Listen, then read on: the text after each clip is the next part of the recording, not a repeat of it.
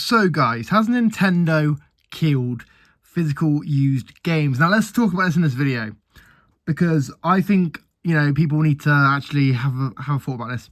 So those who don't know, there's been some cases where Nintendo has actually banned Switch 2s for using, cracked Switch 1 games. Basically what happened in the situation was someone had paid for a bunch of Switch 1 games from Facebook Marketplace, which if you use on Facebook Marketplace is kind of a dodgy place anyway to buy your games from.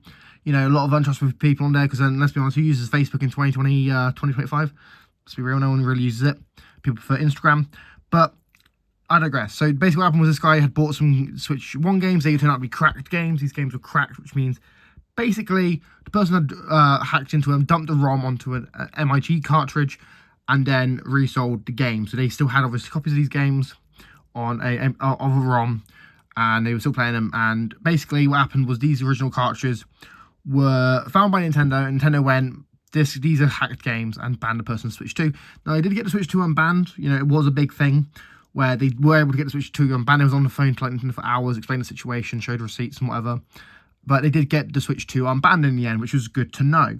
However, that makes me very worried for the future of physical games and obviously collecting retro games. Because let's be honest, with Nintendo Switch, a lot of people still have physical libraries. A lot of people still have a lot of physical games for Switch 1, because Nintendo's always sort of been the sort of last bastion for that sort of stuff. They've always been the one where, like, hey, we have the physical media, we have the physical games.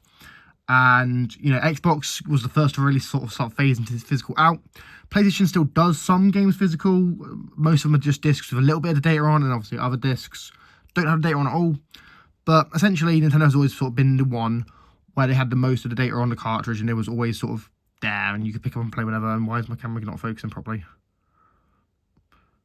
But basically, what happened was, it's for me concerning, and think about it. So Switch 1 cartridges have been on the market for 8 years. People know how to hack these cartridges. So how can we trust that Nintendo isn't going to ban our Switch 2s or Switch 1s even, when, we have bought these games from like Facebook Marketplace or a trade-in shop or from a friend, and we don't know if they're cracked or not. And if they're cracked, why will we the ones that are punished?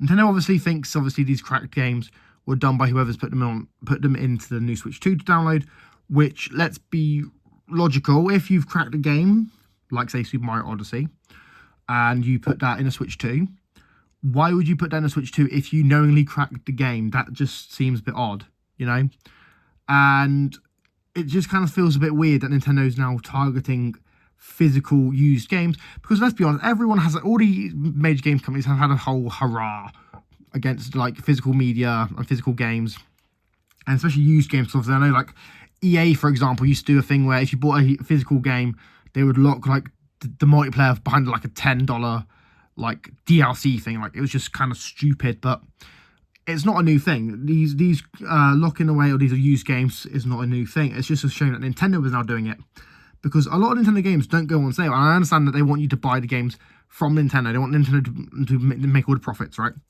But if they want that, why don't they lower the prices? Why don't they make it so, they have more sales on the eShop? I know they want to maintain the value proposition of a Nintendo game, and Nintendo needs to be a brand of quality. But you're the same company that made Wii Music. Like, you ain't exactly got a flawless track record, let's be real. In fact, the biggest lie anyone could ever tell you on the internet is that Nintendo doesn't make bad games, because they do make some bad games. Especially during the Wii era. A lot of Nintendo's own first party lighting, but not during that time, was just kind of bad. But I mean, people like, rose tinted glasses and stuff, But yeah, let me know what you guys think about it in the comments down below. Are you worried about the future of physical games and used games for Nintendo and Nintendo Switch 2? Let me know what you think. And also, we need to also mention game keycards. Let's be real.